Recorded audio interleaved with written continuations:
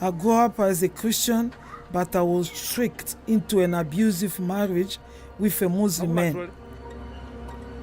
He would torture me and try to convert me to Islam.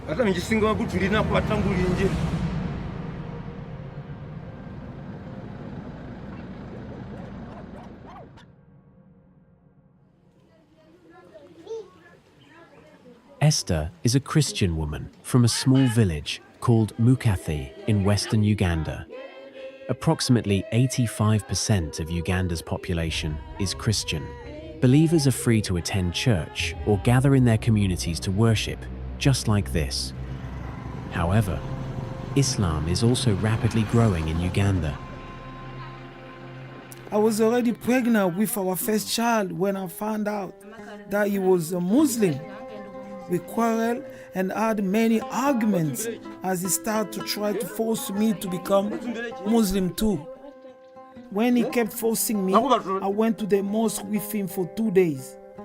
And as I left, I immediately made the decision that even if I have to die for my faith, I would accept that, but never change my religion. So as he continued to torture me, I didn't stop to go to church and pray to the Lord. Then one day, while Esther was at the market stall where she sold mangoes to support her family, her son showed up and asked her to come home with him. That day, she was fasting. He had an unusual bag that he was carrying on his shoulder. I didn't understand why he was carrying that and what would be in it. She had no idea that Hassan was carrying what is locally known as a panga, a machete-like sharp blade. He took me into the bush and pulled out his panga and started attacking me.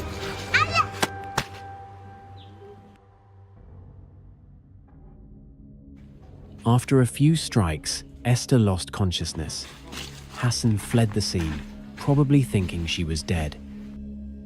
Some local people found her and took her to hospital. I was not in the diocese. I was in Kampala.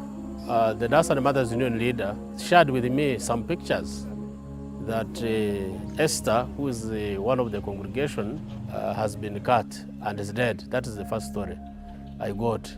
Then after 20 minutes, another person called me, said Esther is in a critical condition. They have taken her to a hospital. After taking her to the hospital couldn't manage. She has been given another referral.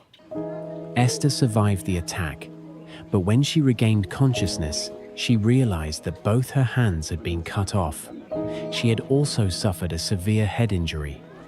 During this time, her older sister began caring for her. Life is going to be very difficult for my sister with her hands.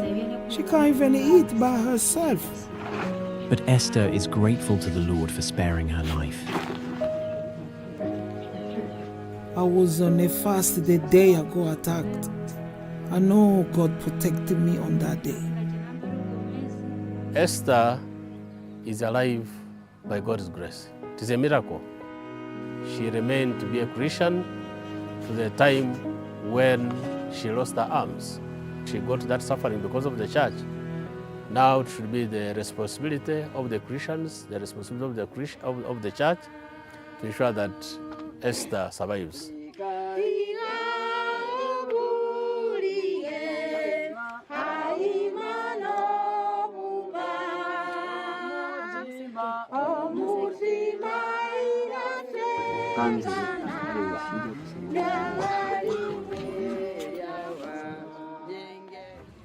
Esther's husband has been sentenced to 42 years in prison, but when we met Esther, she still appeared to be in shock, grappling with a lifelong trauma. And yet, it was incredible to witness her unwavering faith in Jesus. To help support Esther and her family, TBF Trust has donated funds to pay the rent of a safe house for the next 3 years. Here, Esther can live with her 2 school-age children and also set up a small shop to earn a living. TBF Trust gave the startup costs for the shop, which Esther began to run with the help of her children and other relatives.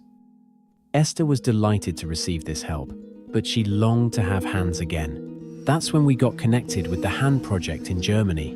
an organization that provides free prosthetic arms to people like Esther. When they heard of Esther's plight, they came forward to help her.